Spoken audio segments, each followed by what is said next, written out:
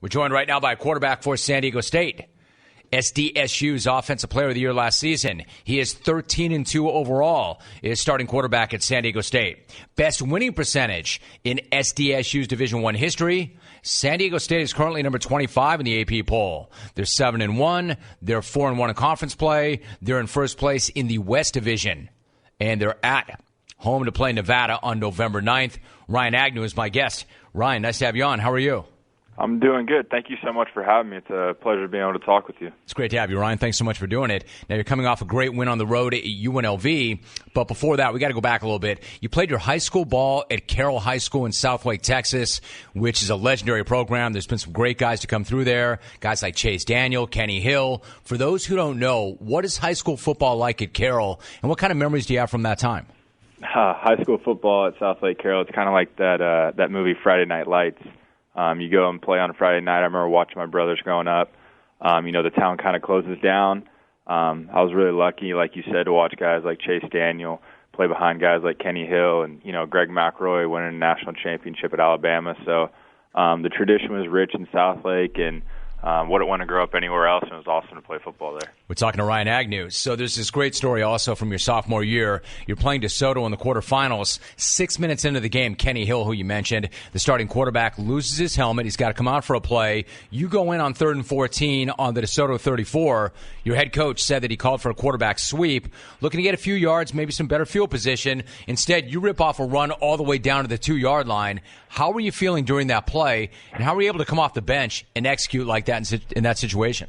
That was a pretty crazy play. I remember me and one of my friends, we were kind of 30 yards behind the ball, and I saw Kenny's helmet go off, and, I've had to do it a couple of times that year, and I just kind of ran in from 30 yards out, and no one kind of knew where I was, and then I got in there, and I saw that they called a quarterback sweep right, and I was like, like you said, I'm just going to run, get some better field position, saw a gap, almost took it down, felt like the 1 or 2 yard line, kind of bummed I didn't score, but yeah, that was one of the coolest memories I've had, being in, Texas high school football playoffs and being able to rip off a run like that. It was really special. No doubt. Ryan Agnew joining us, San Diego State quarterback. Now, you passed for nearly 7,000 yards. You rushed for more than 2,000 yards, 96 TDs in high school. These are video game numbers, so as you might expect, there were a number of schools that were interested in you. What was it about San Diego State that made you feel like that was the right spot? I think it was everything that came with it. I looked at, first of all, the school that I was coming to, the academics.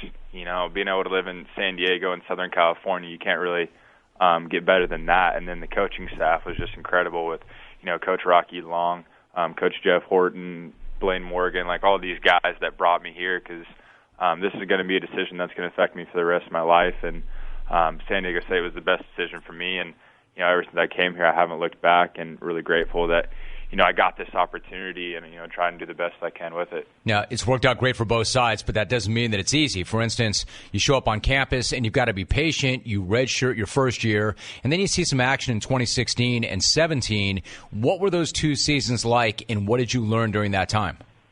Yeah, you definitely have to be patient in college football. I mean, there's plenty of good athletes. We had great quarterbacks in front of me, and Christian Chapman and Maxwell Smith. So when I got here, I just tried to learn as much as I could. I was obviously coming in as a freshman. You're not ready to play sometimes, and I wasn't ready to play. So, every day I had to come out to work, and, I had those few opportunities in 2016, 2017, which, led into 2018 to now, is just you got to keep getting better as possibly as you can, because you never know when it's your opportunity.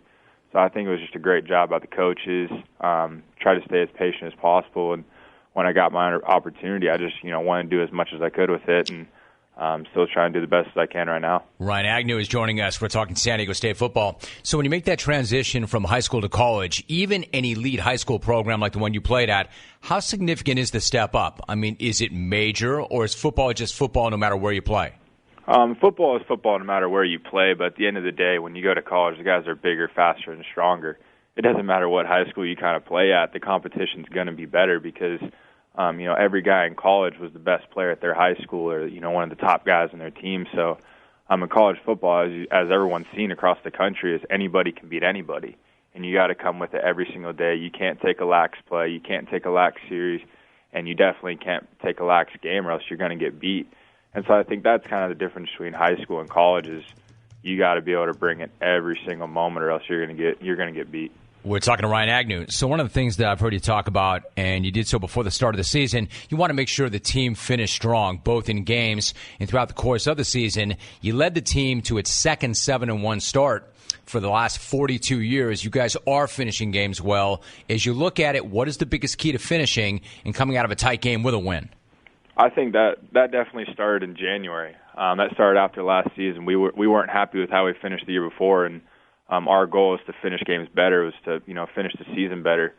So every single game we go into, we want to play hard, hard-nosed football, Aztec football for a full 60 minutes. It's not just until we get up by a certain amount or until we feel like they're done. It's the entire 60 minutes, and it's tough to do. It's tough to play hard football for 60 minutes, but I think our strength staff and our coaching staff has instilled that into us since January, and we're just trying to work our butt off for as long as we can, as hard as we can, and we know with our formula that if we do that as best as we can, we have a really good chance to win. It might not work out all the times, but as long as we put ourselves in the right position, it's all we can ask for. Aztecs quarterback Ryan Agnew joining us. So you start the season with a victory, and then in week 2, you go up against UCLA. Now, you guys have had a lot of success against Pac-12 schools since 2016, but you had never beaten UCLA before. What kind of thoughts and emotions were you feeling when you hit the field against them? Yeah, it was kind of crazy looking back and hearing the history between San Diego State and UCLA, and San Diego State's never beaten UCLA, especially being two Southern California teams. You would think, sometime in our history we would have won. So going into that game, yeah, there was history behind it, but none of the guys on the team have played UCLA before. None of the guys on UCLA have played us before. So it was a whole different game. But walking onto the Rose Bowl, being in there and the granddaddy of them all, it was a special moment. But as soon as that clock starts going, and it's a normal football game, and really lucky to come out with a win there. Played our butts off against a really good UCLA football team that we're seeing now, and it was a really monumental win for our school and for all the guys on the team. I mean, you sort of answered it, but I was going to say you passed for 293 yards and a TD. You beat UCLA 23-14. That's the first win over the Bruins in 23 attempts. I mean, anytime you throw for nearly 300 yards in a win over a big-time program, it's going to be special. But if you're a kid in Texas and you're growing up and you're thinking about games like this, what was it like to show up on that big stage at the Rose Bowl, play the way you did, get a win, something that the program had not had before? What do you remember about that game most? The thing that I take back most is you got to treat that game like anything else. Yeah, it was in the Rose Bowl. It's a huge atmosphere against a great team in UCLA. But if you go in with that mindset, you might press too much or you might be too scared. So you have to go in. You have to take your coaching. I think our coaches did a great job preparing us for that week. Not building up too much, but letting us know, how big of a game it was. And we just tried to use everything we did from the off season in January and just said, as long as we play our football, play as best as we can, let the cards fall where they may. And defense played outstanding, special teams played outstanding, and I just try and do my part. If I'm getting the ball into the hands of the playmakers, they make me look good. As long as I get the ball in the hands of those guys, then I'll be all right. All right, so that leads me into the next point. People around the program are talking about how much you've grown as a leader during your time there. So what's your approach? How do you go about approaching being a leader and rallying guys in tough situations?